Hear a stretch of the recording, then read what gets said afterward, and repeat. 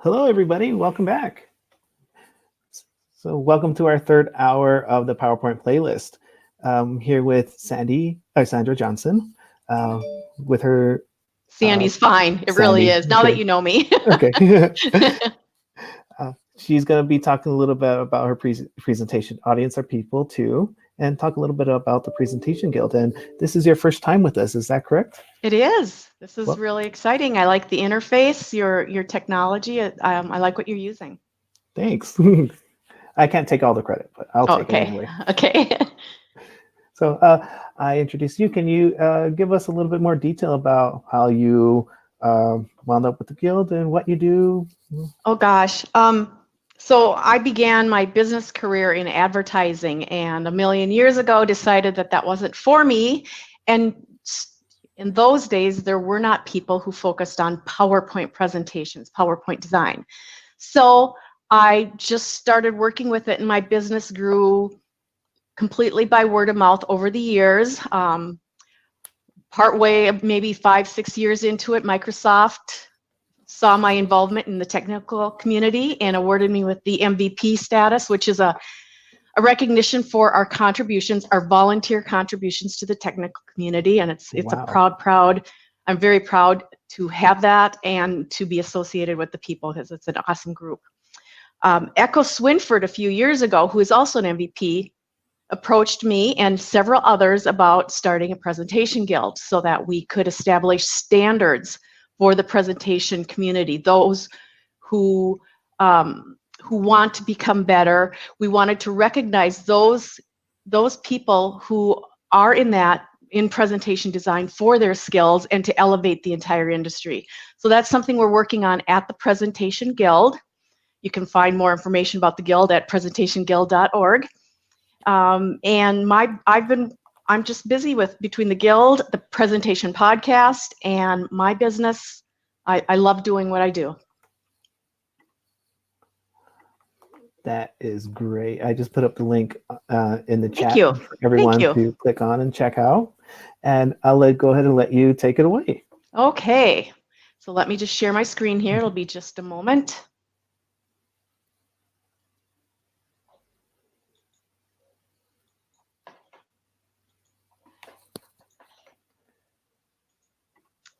Okay, you should be seeing my presentation. Okay, wonderful. So, like I said, I'm in the presentation design business, and one of the things that I learned early on is clients know PowerPoint and they like to help too. One of the things that they didn't understand, however, was good slide design, and it sounds kind of foo-foo to make your slides look nice. Well, what I learned along the way was that if I talked to them about the science, about how people learn, they accepted that, and I was able to make a lot of headway with my clients in educating them and what makes a good slide, good presentation, good slide design. So today what we're going to do is talk about that science behind the good slides.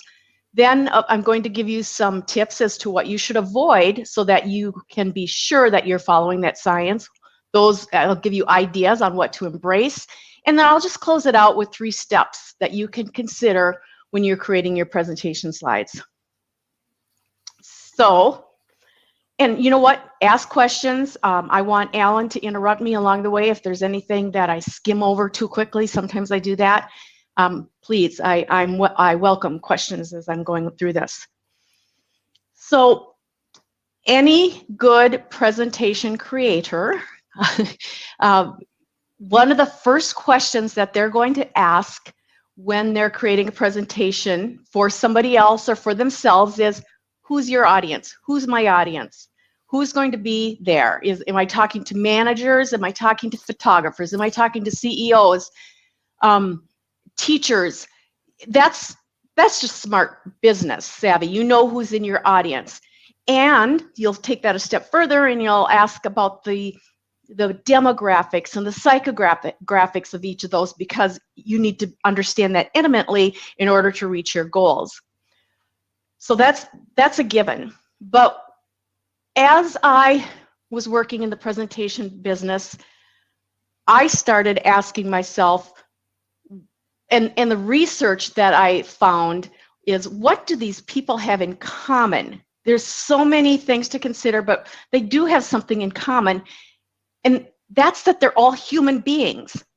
Now, that seems kind of, I don't know, fundamental, but if you think about it, all humans, no matter what, learn in a similar way in an audio-visual environment.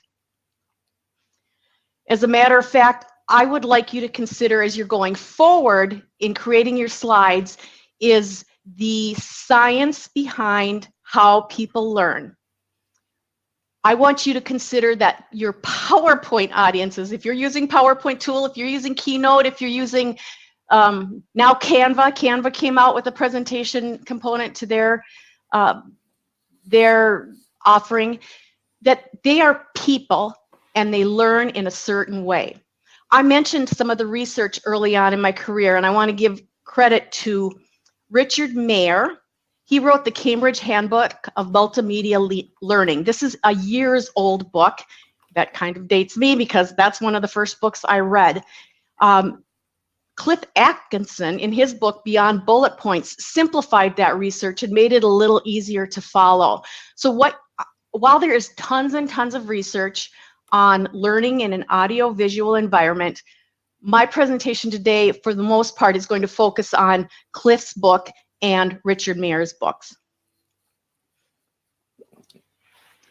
So what Mayer learned, or what Mayer considered as he did his research in this environment, was that when we create presentations, when we create individual slides, we need to think about how people remember things. And there are three components to memory. The first is sensory. Sensory memory is everything you see, feel, smell, and that sensation is unlimited. It comes in and it is endless, what your memory can sense. The second is long-term memory, and as presentation creators, that's where we want our audiences to be. After each slide, after the entire presentation, we want what we said, what they saw, what they heard to be in long-term memory. The third is working memory, or I learned it as being the short-term memory. That is what I call the gatekeeper. Cliff Atkinson compares your short-term memory to the eye of a needle. It is so difficult to get that sensory information into long-term memory that this is where you're going to lose it, right here in this spot. Short-term is going to say, oh yeah, I see that on the slide, bye. I'm not going to transfer it to long-term memory. So this is really, really key. How do we get sensory memory into long-term memory? Here's part of the struggle. This is a real slide. It has a lot of text on it. It has graphics, good for them, but it has a lot of stuff on it. So when you see a slide like this, three things can happen. Number one, you come away with absolutely no learning. You don't remember anything about it at all. Second is maybe you'll pick up something else. Oh yeah, benchmarking 2.0. It might be meaningless, but you might pick it up. You might remember it from the slide. And then finally, you could have retention. Well, retention is not going to happen with that previous slide. A retention happens with a slide that is simple and graphic. Basically, reading text on slides depresses learning. Who here in the chat would agree? It does. And well, what you're seeing on the slide right now, reading text on slide depresses learning. And Echo Swinford taught me this. It's another bit of research, and I can't quote exactly where it comes from. But when you do have text on slides, because it is impossible, and I'm going to go into this a little bit more, it is impossible for human beings to listen and read at the same time. My words coming out of my mouth need to be exactly the same as what's on the slide. So reading text on slides depresses learning is really the only way you as audience members will remember it. But let's get into what happens and why people can't see a lot of stuff on the slides and listen to presenters. But before I go into that, any questions? None yet. Okay. A lot of people agreeing, a lot of mentioning there's a few places with research, but Good. Echo recommends checking out Chris Atheron. Okay, good. Yeah. That might be the resource for the reading quote. Thanks, Echo. So here's the deal with how people learn. There is a verbal channel. That's you hearing my words going through your ears. And then there's the visual channel. It's what you see on the slide. And you're seeing me, you're seeing my mouth flapping. That's sensory stuff, right? And so if you do it right, your information goes through short-term memory and it's memorable. Looks like I lost a graphic here. So what happens with a slide like this is here, I'm going to go back to this previous slide. My verbal channel and my visual channel become mixed up because, believe it or not only does your brain hear what's going on as verbal, but when it sees text, even though it's visual on the slide, your brain also interprets that as visual. I'm sorry, as verbal. And so that creates a whole bunch of confusion. You're not going to retain anything. As a matter of fact, remember when I said those three things can happen? You retain nothing or maybe only bits and pieces of it. And this is what happens when you start to eliminate text. Mayer did some research and he learned that when extra text was removed from the slides, audiences retained 28% more information. Now that's significant, but what was really, really important about this study was that nearly 80% of that information was applied to more solutions. So the presentation, less text, more graphics, created better results. Now I have a question for you. This is totally aside from what I'm presenting, but this slide is really, really animated. It was not designed for a webinar environment.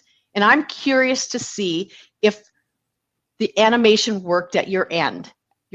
I started with the face and then a nice slow animation raised it to 28%, and then I clicked again and it went to 79%. I'm just curious, how effective was that? On my end, it was very effective because it wasn't Okay. jarring. It gave a level of elevation as you were going up the numbers, 28 to 79. Okay. And yeah, it blended in with the graphic of the person. So it wasn't jarring. It was very useful. Awesome. I bring it up because that could be one thing. If it does, you can't pull it off in a webinar environment. That's more of that. It gets stuck in the sensory memory and you may be distracted and you don't take anything away from it. So another thing to consider is the environment in which you're presenting your graphics. Okay, so I'll move on. So that's a small part of the science. I don't want to leave you hanging there. Okay, now you know the science. What can you do? What can you do to avoid problems? And here I'll list a few errors that you can avoid. Anybody here use a lot of bullet points on their slides? Ew. You know, I run into it every day still, and people know better, but that's why they come to me. They want me to take what is, in essence, their script and convert it to something graphic. It's a clean slide. It's got 3 bullets, but a lot of stuff to decipher. So here are some steps that you can take to bring this slide to the next level. First of all, take a look at what can you delete. So I went through this and I shortened the headline. I took out a bunch of text in each of the bullets and the sub-bullets too. Then I moved all that text to the notes. So when I work a lot for other clients, and they sometimes, when they see the content removed from the slide, they think that their thought has also been removed from the slide. Their concept has been removed. And I'm able to show them, no, it's still there, but it's in your notes. You are the content expert. You need to speak to this so that you look smart, basically. One of the first articles I read when I started this was, is anyone here in the audience, do you remember Presentation Magazine? One of the first articles was, does PowerPoint make you look dumb? And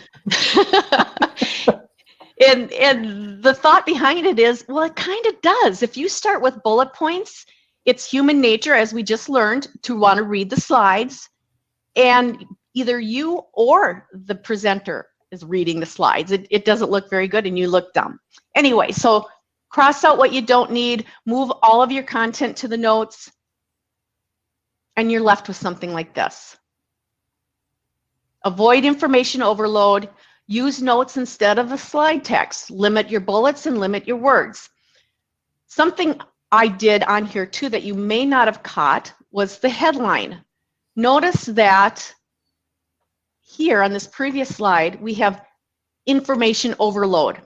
A lot of people literally label their slides with a headline. I'm going to ask you moving forward to make your headline insightful. And this is something that Cliff Atkinson pushes in his book too. So if you ever get to read the book, it's really, really awesome. He proposes longer, complete thoughts. I think as long as a headline is insightful, in this case, avoid information overload, it's going to be a lot more memorable. It's a white slide. Big deal. Now your audience can see it, and they're not going to get, as you used the term earlier, Alan, cognitive overload. So if you have to use bullets, this rule varies, depends on who you're learning it from, but limit your slides to 3 to 5 bullets and 3 to 5 words per bullet.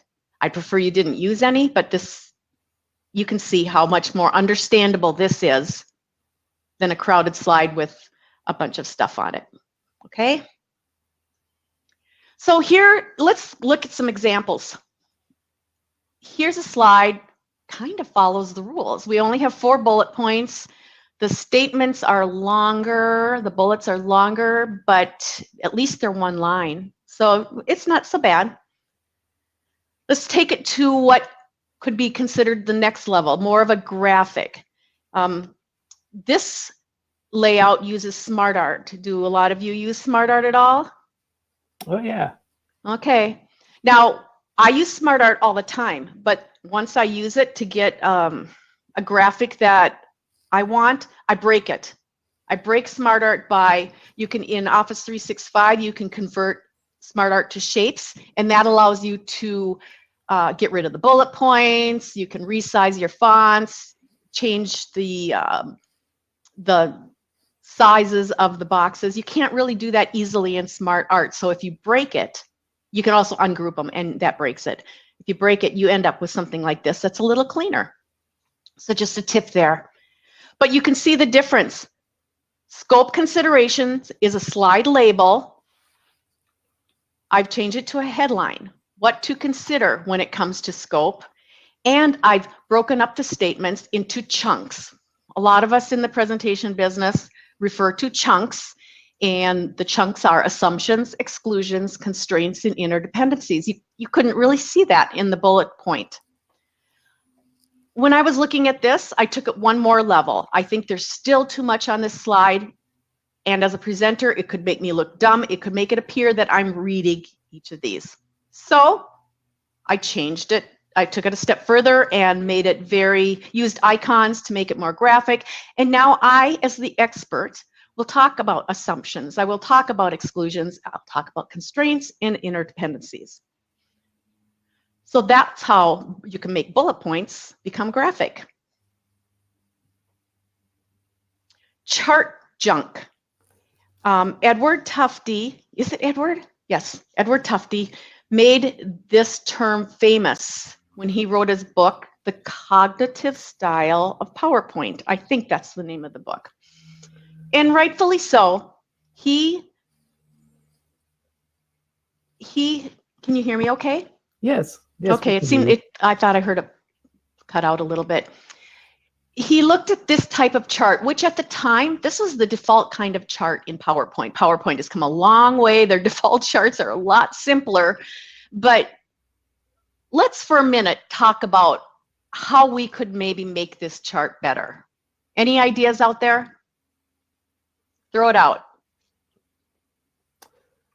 Yeah, J-Rock says 2D, which I'm assuming is flat design. Flat, yep. Excellent. I would get rid of the grids. Yep. Cindy says dump it and focus on important numbers. Okay. Echo So what would you says do there? Oh, would you just eliminate? Would you eliminate any numbers? But what did I'm sorry. I have to remember we're not talking. Let's see. Keep the important numbers. So I think the totals for every year should be kept, but not necessarily the numbers on the left side. Yep. Yeah. Okay. Okay. That's for me just looking at it. Okay. What did Echo say? Excel is a great chart making tool. Oh, wonderful. Yes, you can use Excel. You don't have to use PowerPoint, and you can embed it or link it in PowerPoint. Good ideas. The other is we don't need the legend. We've got the dates already here. So, and now take a look at the headline. This is a label, nursing home annual private pay prices. So here we end up with a lot simpler chart. Nursing home costs are increasing. And with the labels inside each of the data and the years at the bottom. It's just so much simpler. So when it comes to charts, bottom line is less is more. And there's a lot out there now about data visualizations, and you need to ask yourself, is a chart even the best graphic for me to use? So I've given you chart examples, how to clean that up, but ask, should I be using something else? The next error is what I call a free-for-all. And while this slide here is graphic, it's all over the place. We've got the pie charts that show with the stats over them that make that easy to read, but they're not floating properly. They are floating, I should say. Look at the text, the labels. They're different sizes, different locations. If you add, using guides in PowerPoint, you can create a grid, and that will help you lay out your content a lot more simply. And I added the grid here just to show you where things are all over the place. It makes it even easier to see. So when I cleaned this up, I ended up using the alignment tools to make these elements align perfectly. And I shortened these labels and again used the alignment tools to make sure that they were aligned middle with the balls and aligned to the top so that they all were nice and neat and on a grid. Can you see the grid now? Mm-hmm. Yep, that's all it takes. And there's science that tells us people need to have order. Grid helps you have order. So the takeaway from this section is work on a grid. Okay, I got a question. Mm-hmm. Let's see. Laura asks, what about accessibility with those who may have an auditory disability? Oh my goodness, that's do you want to save that for now, or do you want to save that for later? Well, let's save it for later because you addressed accessibility very well in your previous presentation. Thank and you. How to, right? Mm-hmm. So I'm going to throw that over to you to address the how to of it. Okay. Okay. So, so now those were the things to avoid. Let's talk about some of the rules for success. Rule 1 is to tell a story. So that you've heard, it's all over the place talking about storytelling, and there's books all over the place that tell us we need to have a purpose to our presentation. It needs to be relevant to the target audience. We started this whole presentation today talking about the importance of the target audience. We need to have a structure to our presentation so that the flow is easy to follow. We need to have a hook. We need to have a reason for people to stay engaged with your presentation and want to hear more. And we need a good delivery, an appropriate delivery. So let's go into each of these a little bit. So when you talk about the purpose of a presentation, you also need to ask yourself the purpose of a slide.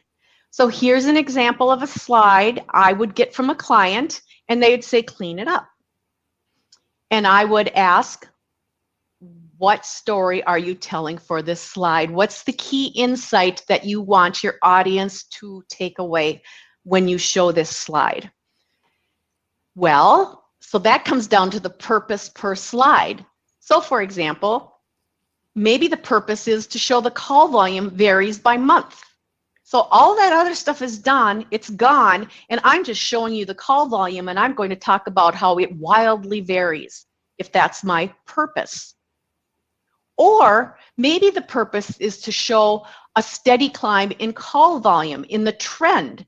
And here I show the varying volume, but I add the trend line because I want the CEO of the company to see that what we're doing is really increasing our call volume. Again, the purpose. Maybe the purpose is to show that the volume varies by season. So I'm highlighting the various seasons here. January, February, March, winter, spring, summer. Or maybe we want to demonstrate that quarterly campaigns drive the call volume. So in Q1, our campaign did this. Click. In Q2, our campaign did this, and it wasn't quite as effective. In Q3, our campaign did this. We recommend that we move forward with the Q3 campaign going forward for all of our audiences. So that's examples of not only the purpose of knowing the purpose of your presentation, but the purpose of each and every slide. Any questions about purpose? Just a lot of compliments. Wow, Awesome. Very nice. Excellent. The next is relevance. What's in it for me, the audience? So I'm back to these slides. Q3 campaign drives the highest call volume. In this case, I know I'm presenting to a decision maker and I want to get more money. So I'm going to show them that we got 775 calls in Q3 and we want funding to move that forward. Or instead of just, I'll back up just a sec. Instead of showing the Monopoly card design, I could actually show the creative and say, Q3 drives the highest call volume. We need money to do this for the next year. And your decision maker doesn't have, remember that original slide that we started with that had all the quarters at the bottom, it had lines, it was a mess. Here, the decision maker has all the information they need. You're the content expert telling them a story behind it. Now you can get your money. Structure. This is pretty simple, but maybe sometimes difficult to, employ. But structure basically talks about how your presentation flows. So you saw I had an agenda. Now when I reach each of the sections, I have a different color. And you know when I'm changing the flow, I'm changing the content, I'm moving on to the next thing. Again, Cliff Atkinson talks a lot about this. And I think it's a very, very, very helpful book. The hook. As I mentioned earlier, the hook is what gets someone so intrigued that they really want to hear more about your presentation. The hook could be your title of your presentation, and I think that's something that people don't consider often. You often see presentations that say 2016 results, or ABC company's capabilities. Really? Everybody has capabilities. What's new and insightful about you? The hook also could be something that could be your introduction to your presentation. So instead of coming to a pitch and talking about me, us, we're this old, we were founded in da-da-da, here's a picture of the roof of our company, we start with something intriguing like, what if we could save time and money and increase collaboration for your company? That's more of a hook. Or here's an example of an educational enterprise that I work with. They have, I've redacted a lot of the content here so that I'm not revealing who they are, but they, this was the first slide in the presentation. What is CNC? We're a research-based student engagement program. Each of us, da-da-da-da, and there was a picture placed here. There is no hook. Here's our caseload. We have a staff, and we identify with attendance. We are referred to by your staff. And there is actually no purpose. Here's a better slide, but you know, there's no purpose to each of these slides. What does CNC do? Well, that we monitor student progress. Are you guys following me? Because it's really confusing. I mean, I don't expect you to, because this is not a good start to a presentation. So I recommended that they develop a hook. So CNC, the Student Engagement Program, opened up their presentation because they're trying to get a little bit more funding, support from the state's taxes directed toward them. What if we could increase student attendance by 58%? What if we could decrease out-of-school suspensions by 12%?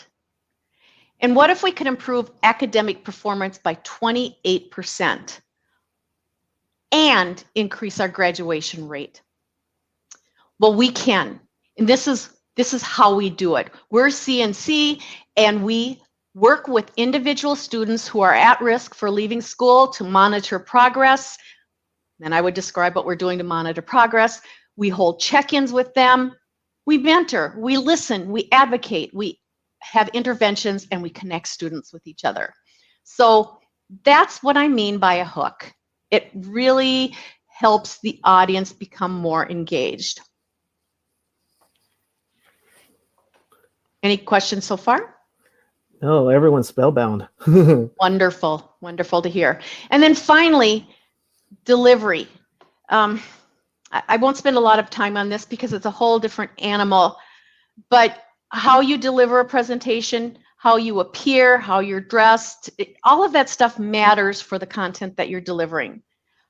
This probably wouldn't be a good news a bad news scenario here, you know, a bunch of corporate layoffs, you know, she wouldn't be smiling, but it really is very important to consider the delivery style. And that means practice, practice, practice. So much so that you don't look like you practiced.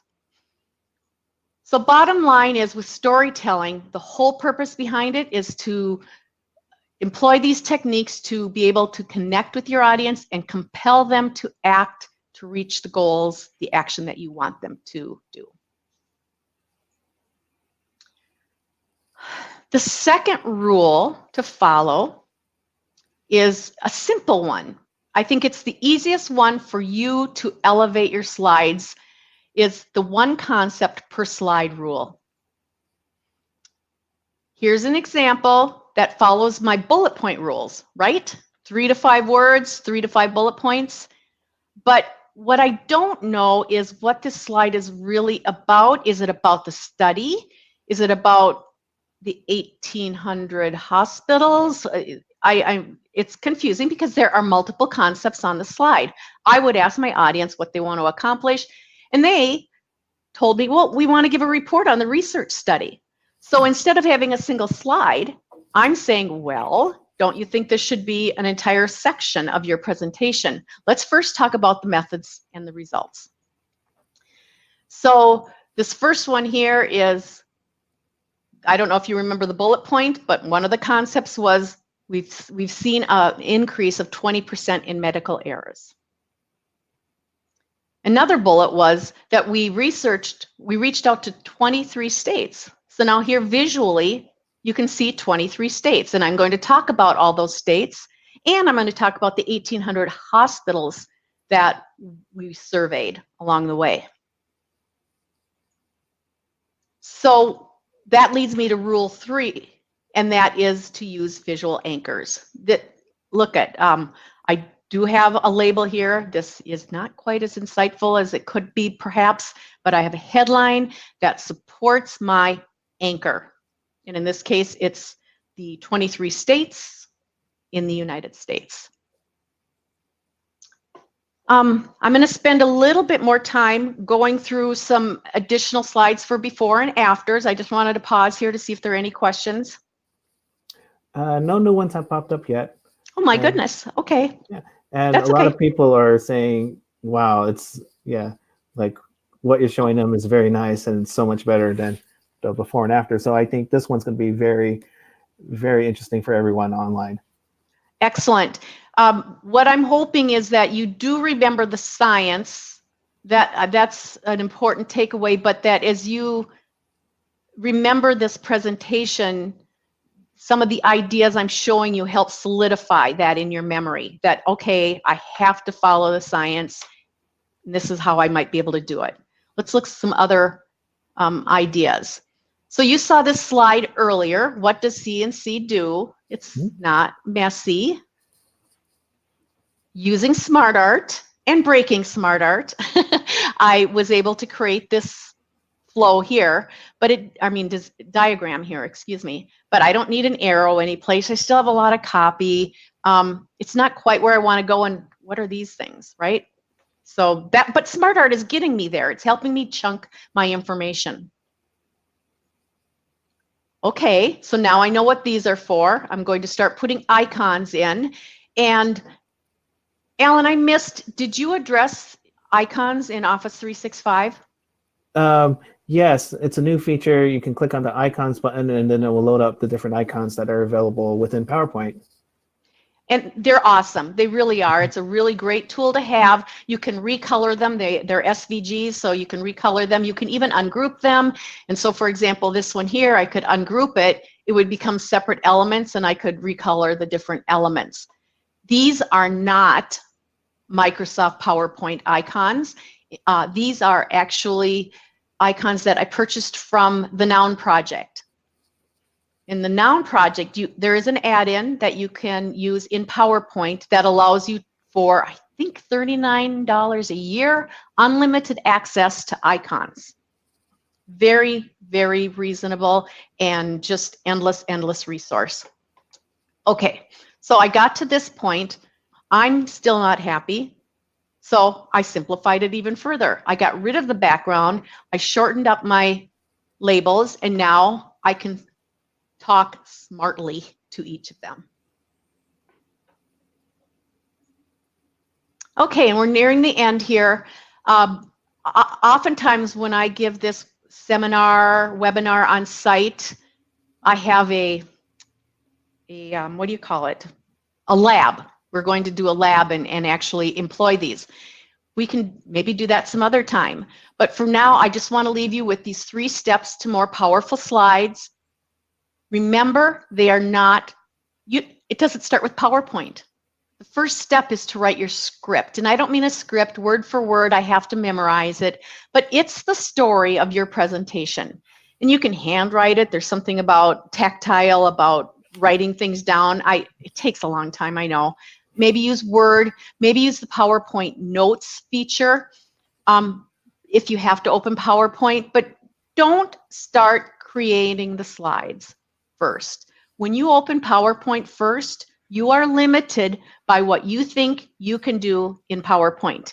And if you're a beginner, that's not a lot. So let's not get there yet. Let's just get the ideal story out. Second is to pull a key excuse me, take that script and pull a key insight per concept. So you're looking at the script and, okay, this is my headline. Just write your headline at this point, and you're going to end up, do you ever use slide sorter view? Yes. Okay. Yes, I do. And I use Post-its whenever I'm planning scripting out. Post-its, that's perfect. I have a blank wall right here. I can put the Post-its on with the headlines, and I can see my story start to come together. One moves to the next, moves to the next. It's a great technique to use. Then you can just draw your anchor. Now, I was giving this seminar the other day, and someone said, well, I'm not quite sure if I can draw this. And I said, don't worry about it. Write down what you want to have there.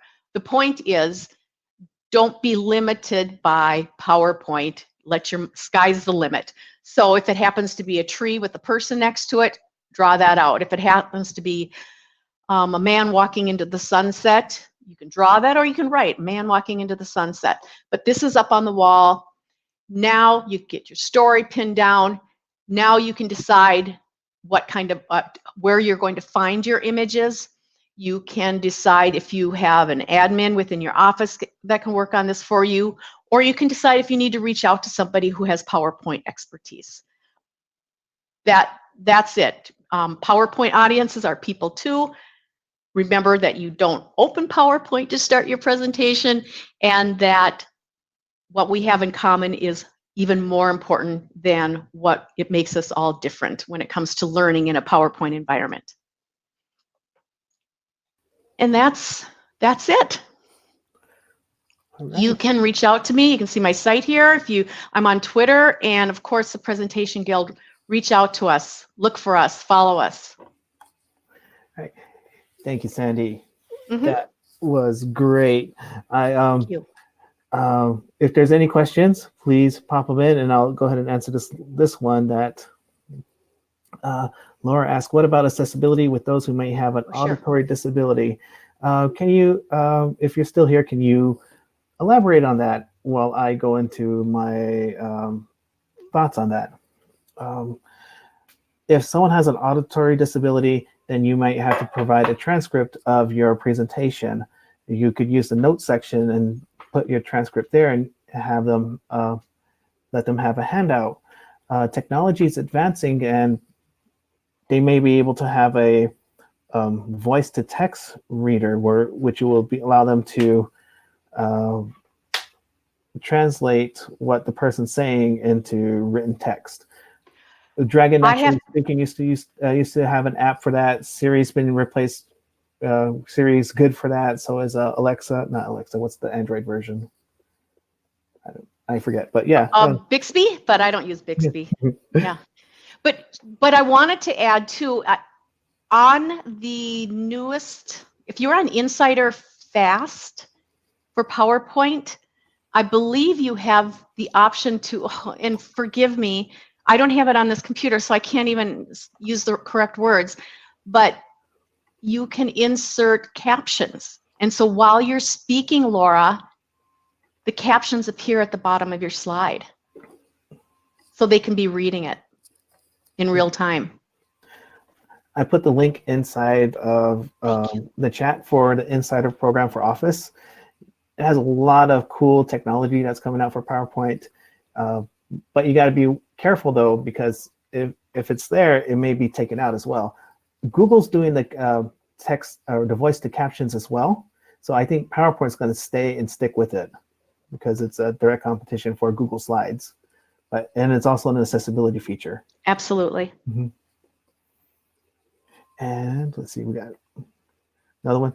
Can we hear more about SmartArt from J-Rock? Sure. So SmartArt, I'll use this slide as an example.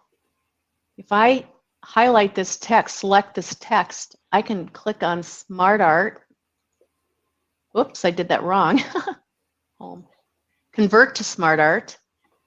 And I get all kinds of options. I can have an immediate menu right here, or I can go in and click on more. I call this horizontal bullet list, I call Monopoly cards. And I just clicked, and look at, all of a sudden everything's chunked. It's not chunked exactly the way I want it. So for example, I have to do a little editing. So I'm going to make this monitor, and then I'm going to indent it. And then here, check-ins, and indent it. What do I call this? I can't remember what I called it. Service. Interventions.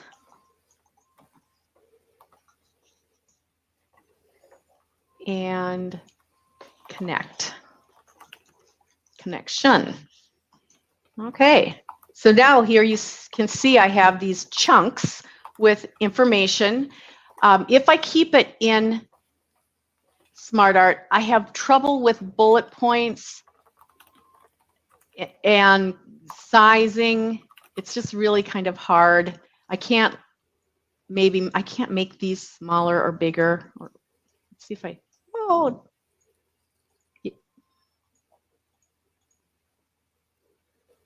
see what it does. It does really funky things.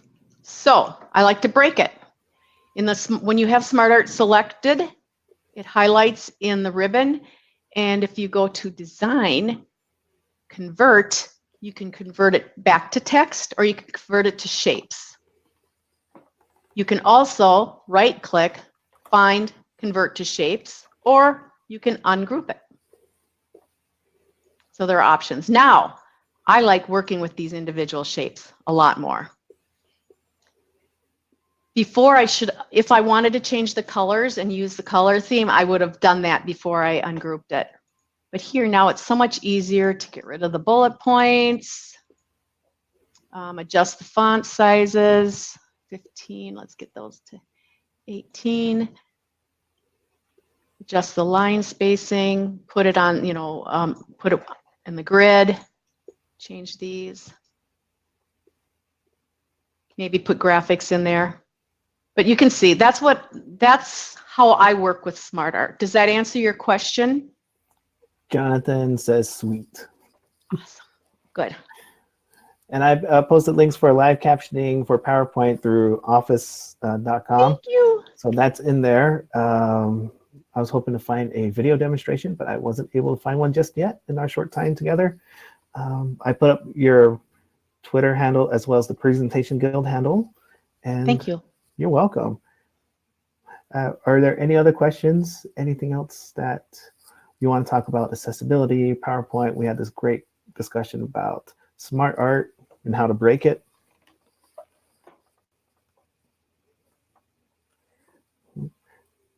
I'll wait for people to type in. Okay. With the SmartArt, I would manually create each individual box before I knew that technique. Yeah, exactly. And there it is. You've just saved yourself.